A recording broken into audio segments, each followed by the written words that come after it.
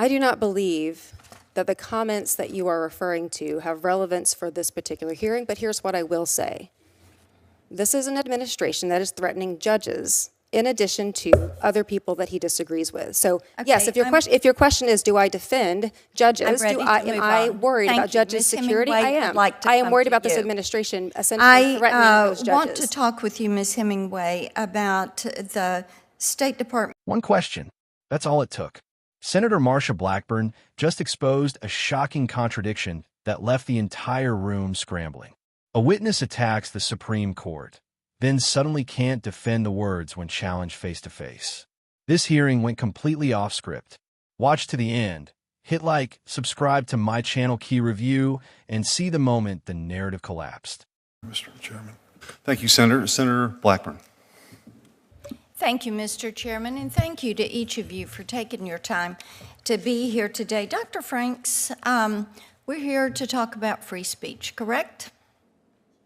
Yes. And we're here to talk about that being a fundamental right guaranteed by the Constitution, correct? Yes. Okay. And the Supreme Court plays an essential role in guaranteeing those constitutional rights, correct? Yes. Okay. Now, I want to talk to you about a tweet that you had in January 2024. The Supreme Court is a death panel. Is that your opinion? In the context of this hearing, I think it is important to emphasize why I am here, which is to talk about my views on the First Amendment. No. That's not what I ask you. Do you think the Supreme Court is a death panel? In the context of the cases that, not for free speech, no, that was not the context of that particular Oh my goodness, okay.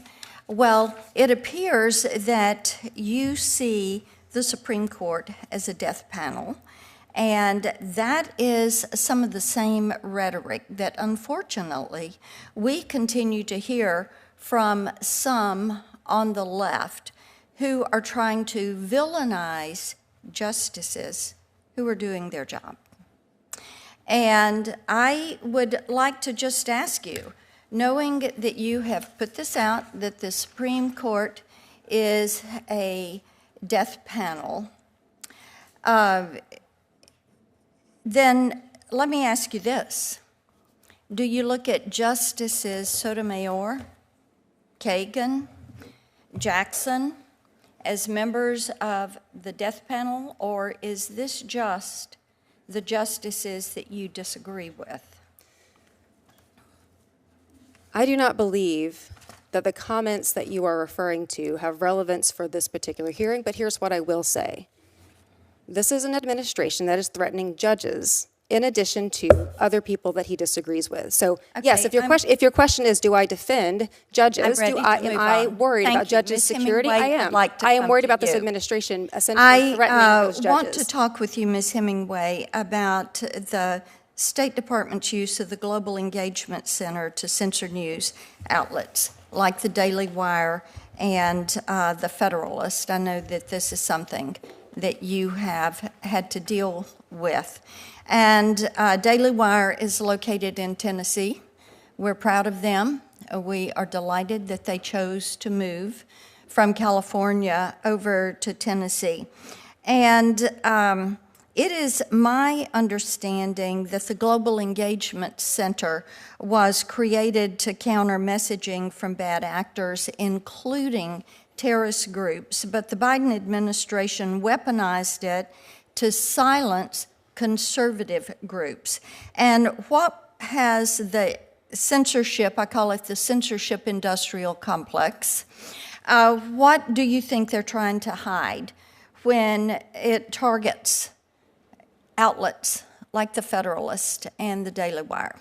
Thank you, Senator Blackburn. Yes, our reporter, Margot Cleveland, who's our senior legal writer, uncovered through her reporting facets of the censorship industrial complex and learned that the State Department was one of the federal entities that was engaging with non-governmental organizations and other entities in big tech to market, promote, censorship tools and blacklists, which were then used against my publication, The Federalist, and also the Daily Wire. Publications that are a threat to the reigning orthodoxies are targeted by the censorship industrial complex. They want to exist without people pointing out their lies or the fact that there are really important debates. And so we are suing the State Department for that, and it is ongoing, this support of the censorship industrial complex.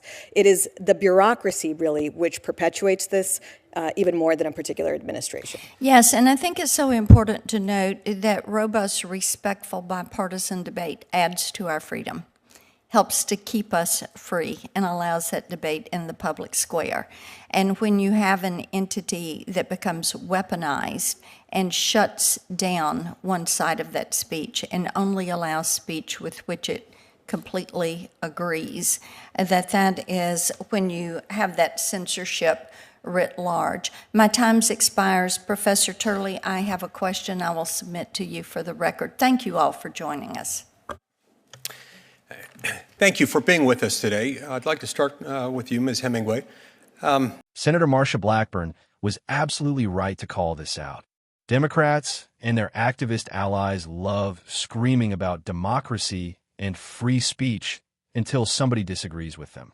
Then suddenly conservative outlets become targets, blacklists start appearing, and government agencies magically coordinate with big tech to silence opposing voices.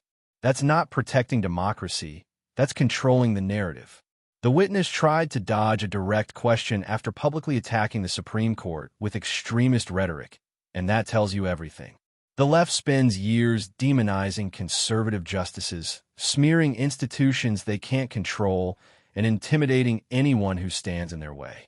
Meanwhile, outlets like the Daily Wire and the Federalist get targeted simply for challenging the approved political script. What Senator Blackburn exposed was bigger than one bad answer. She exposed the entire censorship ecosystem that protects political power instead of protecting free speech. Conservatives aren't afraid of debate. The left is afraid of losing control over the conversation. For more clarity, you can drop your review on the comments section, because after this video, I will drop more clips that exposes the government and its hypocrisy affecting our beloved country, America.